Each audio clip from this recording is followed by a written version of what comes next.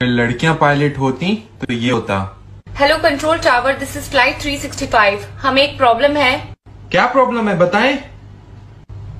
कुछ नहीं। प्लीज बताएं प्रॉब्लम। नहीं, रहने दीजिए। प्लीज बताएं।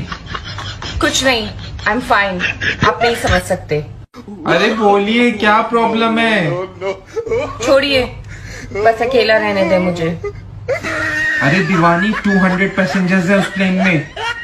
हाँ, मेरी तो कोई परवाह है ही नहीं, उन 200 पैसेंजर्स की परवाह है। मैंने नहीं करनी है बात। या अल्लाह।